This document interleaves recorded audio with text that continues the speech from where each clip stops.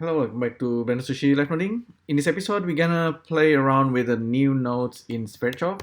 So if you go to compositing, go to SphereChalk, new, and with SphereChalk, if you check for updates, you will actually get new updates. And if you upgrade it, you will get this new Hexa Grid MK1. So this is an upgraded Hexa Grid nodes, and it has more options now. And you can test these nodes, but I'm thinking maybe we can try to make something out of this, something that's a little bit different and a little bit unusual. So file, save as. This is gonna be rope twist the hard way. So we're gonna do the hard way first. The easy way is that you will see. So this is the hard way. So if you make something out of this hexagrid, so that's the default. You have rectangle, triangle, diamond, hexagon, and you have all this level, all the fancy stuff. We're gonna be using triangle, and we're gonna use level 2. We don't need too much. So if you imagine a rope, usually made of multiple thread, what I mean is that if we separate this and then bake it, let me bake it again. So this guy is separate. So what I'm trying to make is if I join this and extrude, so the idea is really to try to extrude this multiple times. The easy way is to extrude this multiple times and then twist it, so you get something that's more or less like a rope. But we're gonna do it the slightly more advanced way, like the SphereChalk way. So let's make this object like this for now, and let's do something. Let's duplicate this first. So matrix in. So using the matrix in, we can duplicate it upward in the z-axis. So perhaps we don't need to separate this.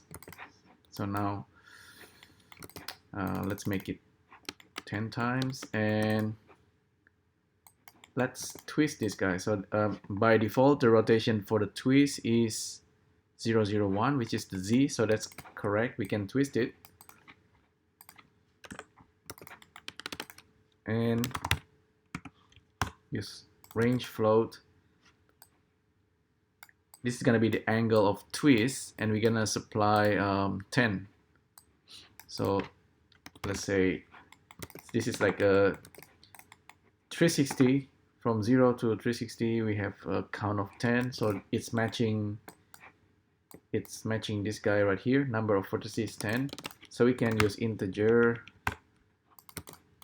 10. That's for the count. So we can have that. So that's kind of neat. So now the idea is really just to do the lofting, kind of like a lofting. And our tools, we have many tools. This UV connections is one of the tool to do the lofting. It's slightly tricky sometimes to use this, but let's try anyway.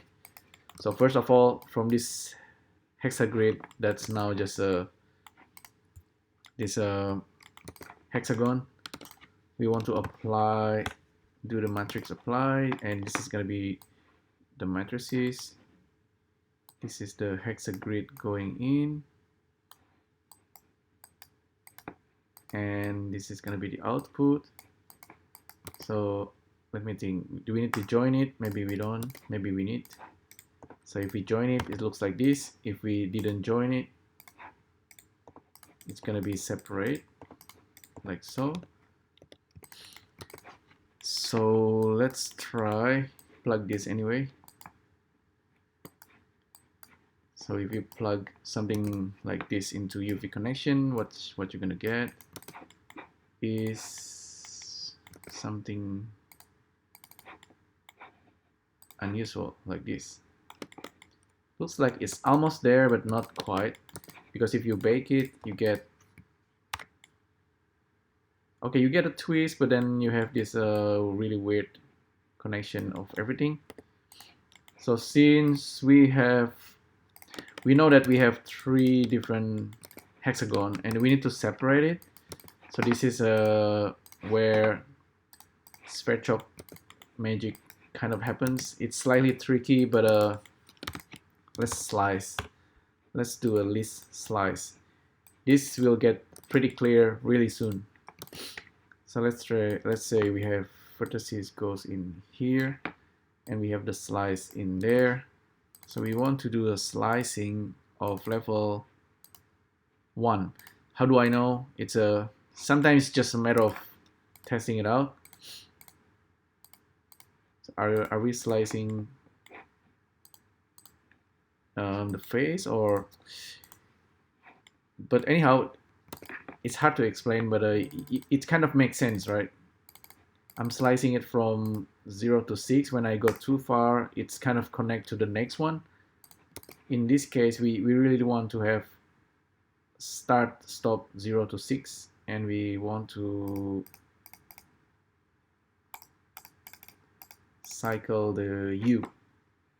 Alright, so we have 1 twist there. And we can bake it out. So that seems to be correct. So let's do the next one. Same thing. Level 1, 6 to 12. There we go. That's the second one. And another one. This one, 12 to 18. Alright, so that's the twist that I was talking about, and we are doing it really, this is the hard way, but it's still kind of like a basic of sphere chalk where you can kind of wrap and unwrap data. And so now we have something that looks like a rope, more or less, and we can control the radius. This thing will always be a hexagon, and definitely this is probably not how you want to use these nodes, but apparently you can do this. So file, save as. So currently probably this is not very procedural yet, so we have a lot of these repetitions. It is quite possible that to make a setup, so if we have more level of this Hexa grid, everything should generally confirm and update to that. So we don't need to do this 0, 6, 6, 12, 12, 18, and so on. We don't need to do that. But for now, I just gonna keep it simple, keep it like this, and keep this setup for you to study. So the angle is there. So really the easiest way to do this is to do an extrusion, like a multiple extrusion, and then you do a twist. That's gonna be heaps easier, but sometimes we like to do it the hard way, like this, because you can get a really nice node tree. So rope twist the hard way. There you go. If you want to combine all these, you can do that using mesh join. But before mesh join, you want to use list join. So vertices join together, and then polygon data combine together. So you're gonna have this. and this should be level 2. Oops, it should be level 1. Bake, and that's a single object, and you can use a curve modifier to bend this kind of rope design. Alright, so there you go. That's a rope twist the hard way. Hopefully you enjoyed this one. Let me know what you think, and I'll see you next time. Thank you. Bye.